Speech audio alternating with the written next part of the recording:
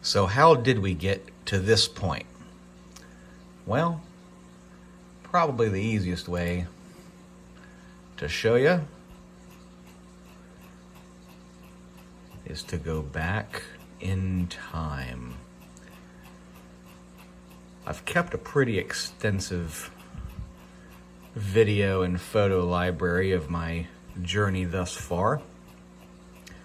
The journey started in February of 2021. It's currently February of 2022, so we're at about the 1-year anniversary. Now, where my interest in these cars came from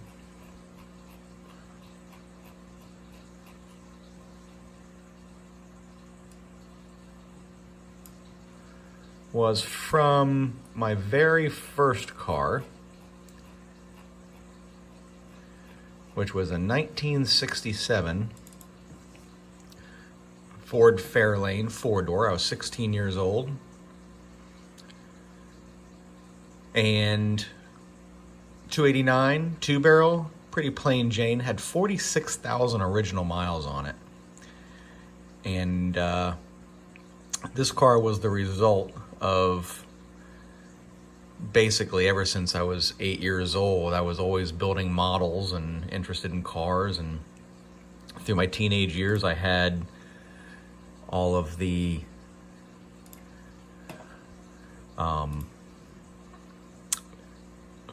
car craft and hot rod and motor trend cars on my walls.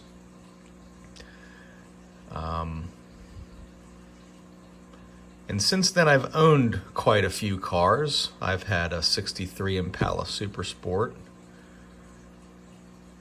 had a 67 GTO. I'll show you a picture of that here in a minute.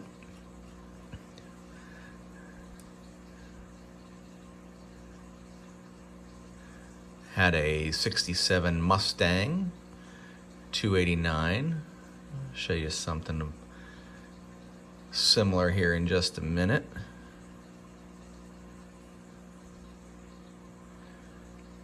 But, you know, I think all of this stuff is pretty important to give you the background.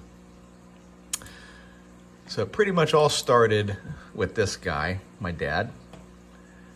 He passed away in December of 2021, and this was amidst the whole COVID thing. And these here, going through all this, these are all the photos of cars that we had been sending back and forth, talking about how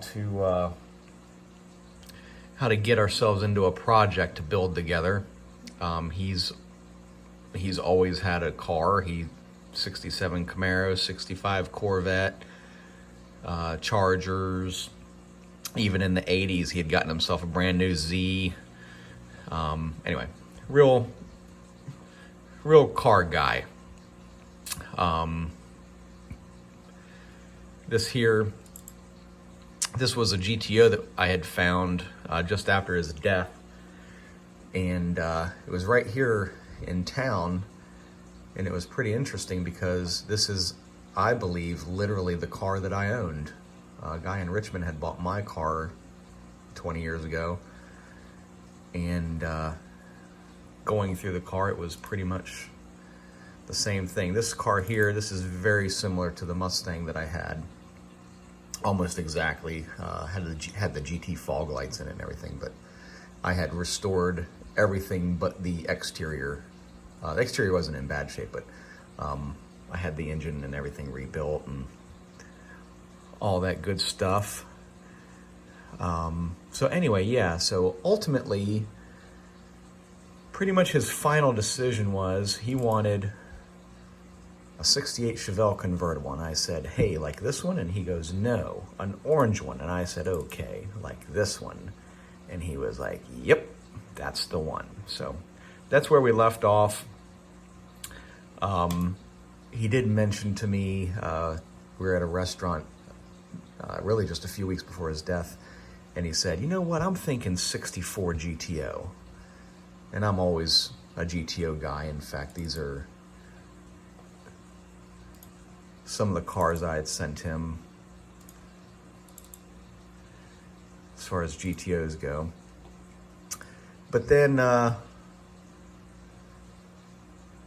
yeah, it all kind of fell apart in December when he passed away, and I guess it was about mid-January. I was thinking, let's see if we can't get ourselves into something.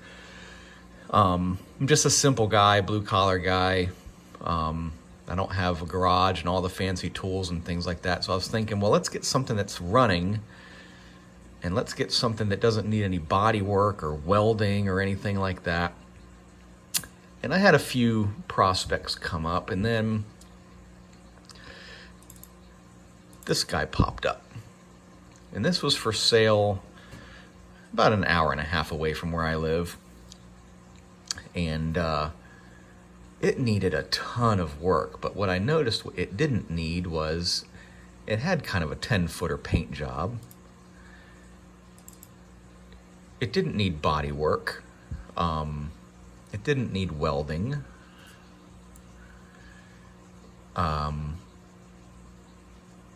It had all the stuff, at least, you know, most of the stuff to maybe put it back together. It didn't have everything. But, you know, as you can see, that, you know, the trunk was done.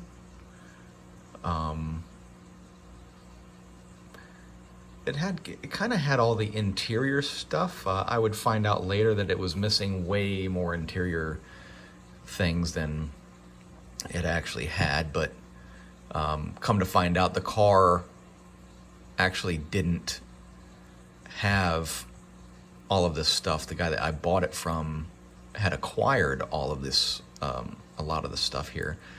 I'll show you pictures of that here in just a second. But I mean, as you can see, it needs a lot of work. It needed reupholstered, but it ran, you know. It had a 428 4-barrel C6 transmission. Wasn't in bad shape.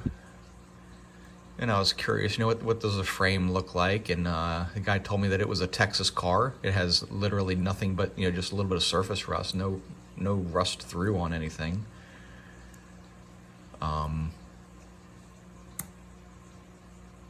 He said it was a 428.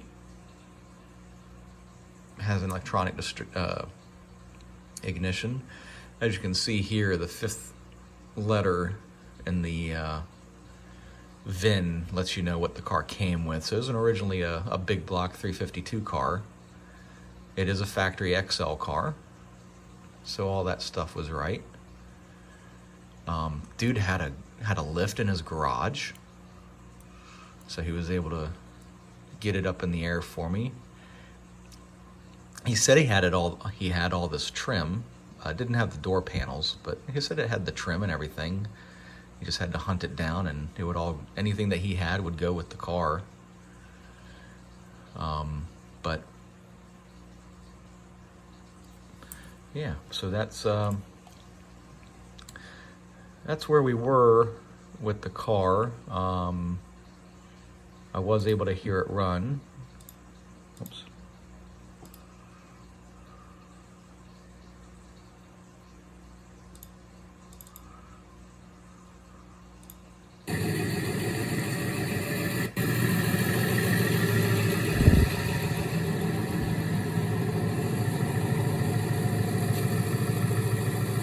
Ran well. You know, just it needed cleaning up.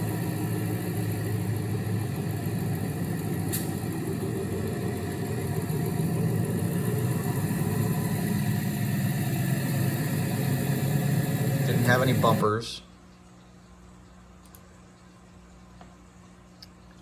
But a couple weeks later, I decided to pull the trigger on it, and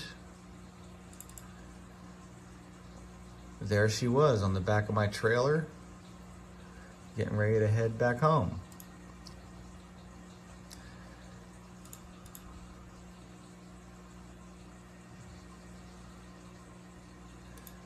So I was pretty excited. This was a shot of me pulling the car. And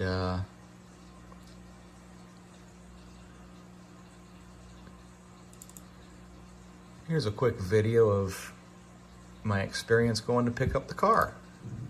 Holy guacamole. What a day. Well, there she is, the beginning of our adventure. So the day started off with trying to get the trailer hooked up. It didn't go too bad. Going across the 301 bridge, the truck throws a ignition coil. So now it's stuttering and stammering all the way, and I'm pulling a trailer on my way to pick up a 4,500 pound vehicle. So I'm like in full panic mode because I've been waiting forever to get this thing. So on my way to the guy's house, I swing by AutoZone, knowing full well that it's going to be the coils, and I bought a whole new set of AutoZone coils. Note to self, the Rock Auto on sale coil pack set, no good. Threw 2 in 1 week. So that says it about that. So anyway, get to the guy's house, we'll get old girl loaded up.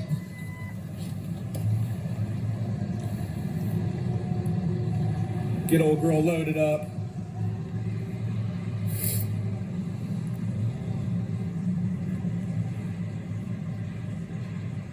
I hope we did it right. I've gone 25 miles so far. But anyway, get it loaded up, and guy was super cool. Gave me time in his driveway to hook my computer up. Told me exactly which cylinder it was, which coil it was. Took me about 10 minutes to put the new coil on there, and off we went. So if you're unfamiliar with the 301 bridge, a nice bridge, look it up and you'll see why I was in full panic mode, hauling this thing with a questionable set of coils and questionable trailer and heavy car, pain in the butt truck, high winds, single lane, but we made it. And now we're at McDonald's because I needed some freaking French fries to slow my heart rate down a little bit. Anyway, we're about 35 minutes from home. I think everybody's going to be excited. So that was that. And then this is the car's first night in my garage.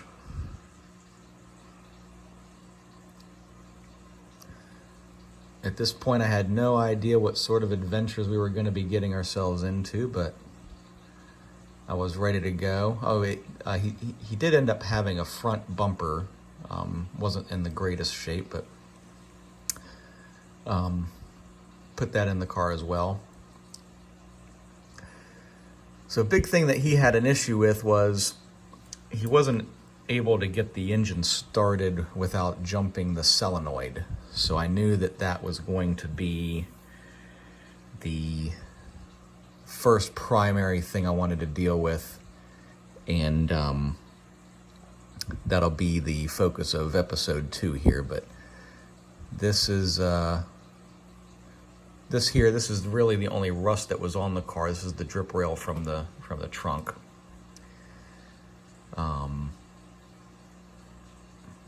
And the following day,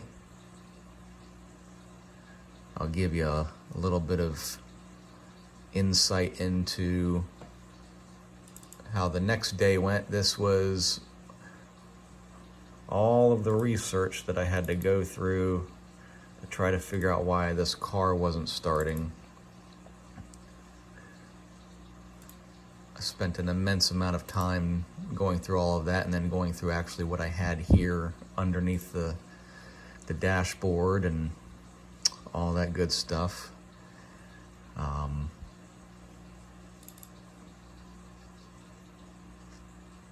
But I had fashioned all sorts of things. You can see I put these little poles in the ignition switch so I could run some continuity testing and things like that.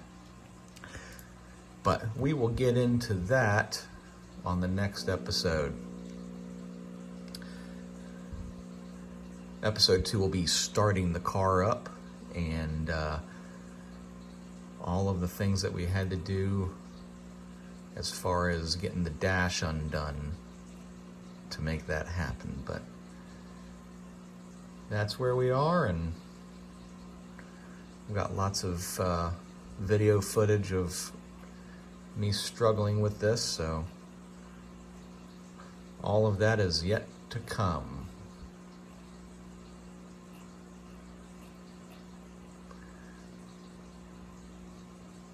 We went from this to this in about 1 year. So it's been a fun ride. Looking forward to sharing it with y'all.